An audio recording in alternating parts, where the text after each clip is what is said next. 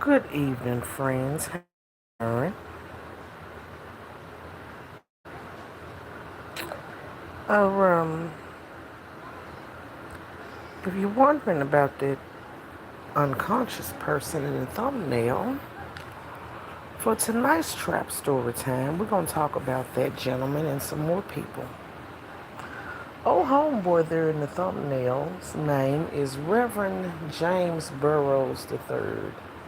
Oh, he got an interesting trifling trap story tonight.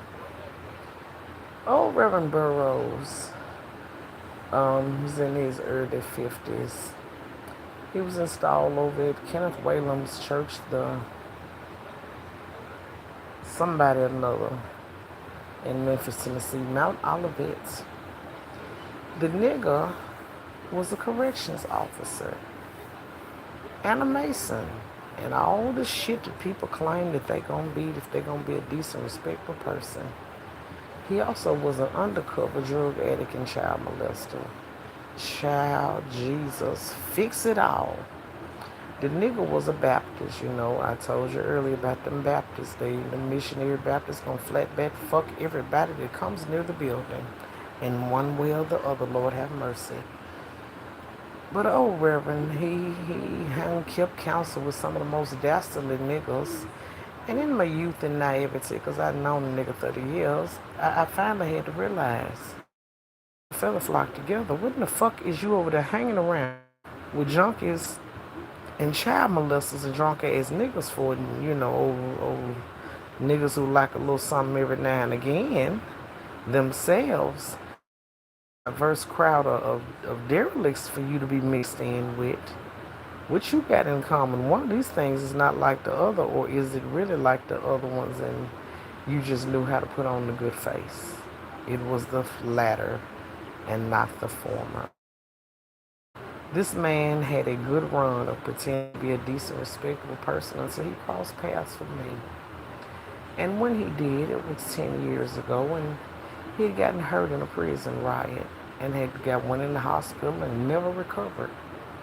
Before long, the man's wife of 25 years had him served with divorce papers in the hospital. I said, well, goddamn. Damn, bitch, he didn't whoop your ass and cheat on you. Didn't have to work or nothing. What happened to the for better or for worse in the sickness and health? And I mean, she dumped his ass in a cut rate shitty nursing home. What's going on, Claudio? I said, well, ma'am, okay then. I just could not understand. I could not even odd, multiply, or nor divide children. I just did not understand. What have you done, sir, to deserve such calamity? You purport yourself to be such a decent man. And he claimed that he had done nothing, as with people who have no accountability. Oh, but his accountant, I guess the great IRS in the sky, called his number. So, the shit hit the fan, people. When I first started this series of giving y'all grown-up ridiculous story time, I told a story, and somebody in the comments got triggered. And that's when I found out that, you can contact people on this shit. And the person emailed me and they said, ma'am, I said, huh? You discussed something on your grown people story time, and I want to tell you something but you don't know what you're talking about. I said, well, tell it. Tell it, ma'am, sir, or other. I like to respect people's pronouns. The person says, I'm a ma'am. I said, well, all right, ma'am, just spill the beans, bitch, tell it. Shit, chop chop. You come with the tea, pour this shit. What you waiting on? She said, that preacher, Pastor Percocet that you was referring to, I know who you're talking about. I says, well, tell me what else do you know? Oh, and did she tell? Oh, she stood on the mountain and she told it. She told Martin Luther King to get his ass out the way and go sit down somewhere before he gets hold on. And oh, she told it some more. I said, I know who you are. She says, how do you know? I said, the same way that I know how fast the rain falls in Spain on a Tuesday afternoon, and I know how many apples Johnny had left after he gave his friend two. She says, indeed you do. The world is a vast place, yet some places are so small. Memphis, Marquavius, Maine, Tennessee is one of them. It is the largest, smallest town on earth. I sat there and I told a story during grown people story time about my baby daddy, who is friends with this disgusting joker in the thumbnail. And well, I don't even know what the fuck to call the woman on the hierarchy of relationships and weird families. She's the mother of the siblings of my children who got triggered. She says, "Do you remember back in yon?" I says, "I cannot forget. Because of me, he got put on child support by your mom." She says, "Indeed, he did. Do you know the scandal behind the whole child support?" I says, "No, ma'am, do tell." She says, "They didn't know who the daddy was initially, and it turned out to be our mutual headache in law." I says, "Go on." So she goes on to tell me that she was an underage girl, because that was what the whole show was about, how these gay men will sleep with underage girls and get them pregnant, trying to throw people off about the fact that they like a little smoked sausage in the morning in the biscuits instead of, little fish and grits. And I told the story without naming her, but she heard the story and knew it was her. She said that she was an underage floozy. It was no way to mince words about it. She was where she had no business being, but them niggas was grown, so it did not matter. They were wrong, and they will remain wrong. Even if a 13-year-old girl was where she should not have been, she was a 13-year-old girl. Those were grown-ass men. And so this grown-ass perv, unconscious in the thumbnail, decided it was okay to get with his brother and me and this woman's mutual baby daddy and run a train on her. And she came up pregnant. Until the baby was born, they did not know who the baby daddy was. And it turned out to be this eligibility committee member that she and I both made bad decisions with our Virginia ham sandwiches with. And I say, "Really?" She says, "I wouldn't be emailing you and telling you all of this now. What you gonna do?" I said, "The due diligence, I'm finna call it now, bitch. You just hold on right there." And so I called him. That was the day that I found out Google Voice. If you did not know it, this is my chance to take a break from the bullshit. You can call and make a conference call on Google Voice. People like three-way in the old time phone shit. I was flabbergasted that day, but we called it, motherfucker. I said, "Motherfucker, I knew you had done something for the Lord to stick your ass in a place like that and no one's coming to your rescue. I know what you did, you bastard." So he tells me, whatever he's done, the Lord has forgiven him. I said, "Clearly not, because your fat ass sitting in that motherfucker suffering, and the taxpayers of the state got to pay for it. The Lord you serve ain't saying about your ass. He didn't forget about you. He is forsaking your motherfucking ass. That's for certain." Oh, he was on his ass, still talking shit, stuck in the Pohoria motherfucking nursing home, I tell you. I said, "Sir, I've spoken with Miss So-and-so, my baby mama-in-law, and she told me what you and your brother and the fat bear and Eeyore did to her back in yonder years. That motherfucker had the nerve to pull a TD Jakes on me and told me the Lord did forgave him and she gonna have to get over it." I said, "Sir,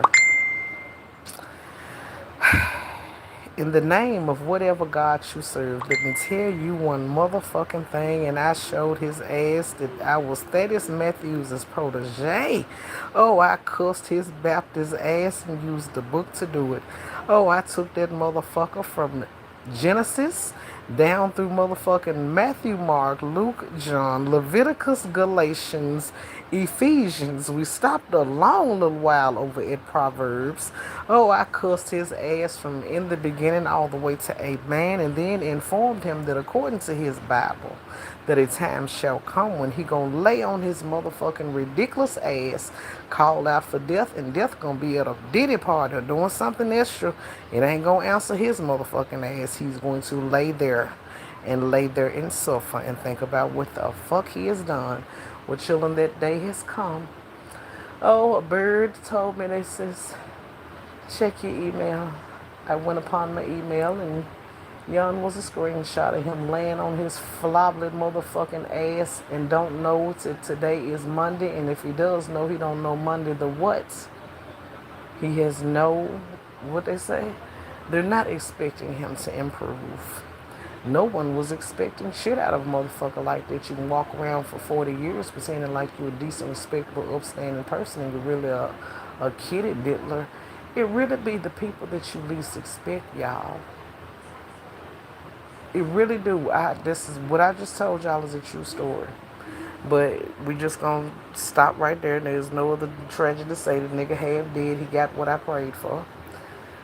But it really do be the people that you least expect. Society is programmed to believe that a perv looks a certain way. I guess it's through these movies or shows or whatever you automatically assume that the perv is some person that has an unconventional appearance. It's not those people. The worst dastardly folks that I have met roaming this rock on all outward appearances be the so-called decent, respectable people that are absolute deviants, especially when it comes to sexual violence and doing things with children and just the most horrid things. It's always the sort of people that you would never anticipate. I don't know what can be done to change it. I don't know what kind of awareness that we can even muster to put out there so that the public can be more aware of. You really, there's no warning signs. There's nothing you can look for. It's just like I said. Some people you in England and something ain't quite right with them, but the average person that is just an absolute just piece of crap, you never know. I have been so shocked over the last, I know 6 months by people that have been exposed to doing just horrid things. And I mean, I thought I was beyond even shock and surprise at my big age, but alas, I am not. But it's all dastardly and trifling. So, that's been tonight's little story time. We call him Pastor Percocet. Pastor Percocet has met his near demise until his Lord releases him from his employ. He will be there trapped in his own disintegrating body with nothing left to think about what he's done.